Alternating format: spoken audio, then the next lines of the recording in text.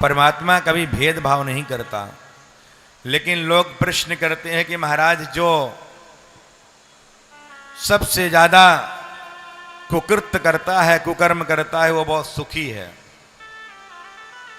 है ना? मन में आता है क्वेश्चन कि नहीं आता? एक बार एक गुरु जी के यहां दो विद्यार्थी थे, पढ़ने के लिए गए और खूब सुंदर शिक्षा ग्रहण की और दोनों भाई रहने लगे।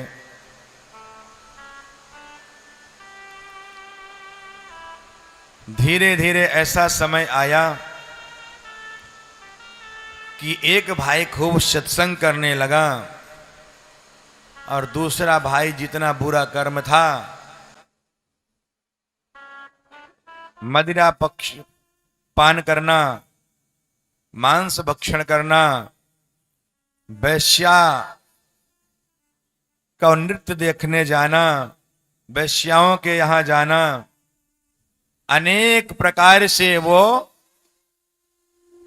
कुकर्म में लीन हो गया। जितने बुरे कर्म थे वो करने लगा। तो एक दिन महाराज वो तो अपने मोजरा के लिए गया हुआ था, जहां नृत्य संगीत कर रही हैं नृत्यांगनाएं, वहां देख करके मौज मस्ती कर रहा है, वहां मदिरा पान कर रहा है, सुरा पान कर रहा है, अपनी दृष्टि से गंदे गंदे दृश्य देख रहा है। और जो बेचारा भक्त था वो जाता भगवान का भजन करता और भजन करने के बाद अपने घर को आता, गुरुदेव के चरणों में शीश झुकाता। एक दिन वो उसका भाई गया तो रास्ते में जैसे आ रहा था तो एक स्वर्ण से पड़ी एक बैग में बहुत सारी स्वर्ण मुद्राएं पड़ी हुई रास्ते में मिल गई। उसमें उसका पैर लग गया और बड़ा प्रसन्न हुआ कि वाह, आज भगवान मुझसे प्रसन्न हो गए, देखो स्वर्ण मुद्राएं मिल गई। और जो भगवान का भक्त था वो भी आ रहा था तो उसके पैर में इतनी बड़ी कील चुभ गई, आर के पार हो गई। रोते रोते रोते गुरु जी के पास गया, गुरु जी आप मुझे बताइए कि मैं इतना सत्कर्म करता हूं और मुझे इतने कष्ट, देखो आज तो मेरे पैर में कील लग गई और जो बुरा कर्म कर रहा है उसे स्वर्ण मुद्राएं मिल रही हैं, उससे वैभव प्राप्त हो रहा है और मुझे इतना कष्ट। गुरुदेव ने कहा बेटा ये अपने अपने कर्म है। बोले नहीं गुरुदेव आप मुझे बताइए ऐसा क्यों?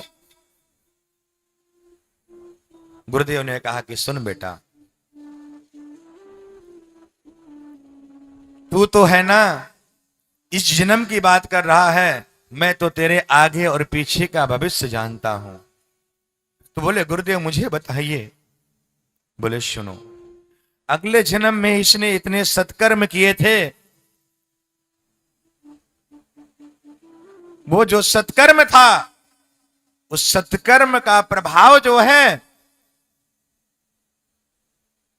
धीरे धीरे ये वैश्याओं के साथ जाते जाते खत्म होने लगा, लेकिन उसका भी सत्कर्म बाकी था, इसीलिए स्वर्ण मुद्राएं मिल रही हैं। और सुन बेटा, अगले जन्म में तू महापापी था। ऐसे कौन से पाप हैं जो तू नहीं किया है? ऐसे कौन से व्यभिचार हैं जो तू नहीं किया है? तेरी आयु आज बिल्कुल खत्म थी, आज तेरी आयु बिल्कुल खत्म थी, लेकिन तू सत्कर्म कर रहा था, इसी कारण से तुझे केवल तेरे पैर में कील लगने के बाद तेरा वो खत्म हो गया। इसका मतलब सत्कर्म जो तू कर रहा है उसका फल तुझे मिला, मृत्यु तेरी नहीं हुई, तुझे केवल एक दर्द में ही तेरा सब हो गया। तो वही मेरे प्यारे हमारे जो इस जन्म में है कर्म जो हम कर रहे हैं वही सब लिखा जा रहा है, वही सब तैयार हो रहा है और उसी को जो है लेखनी अगले जन्म में आपको लिख दी जाएगी। इसीलिए अपने जीवन को सार्थक बनाएं,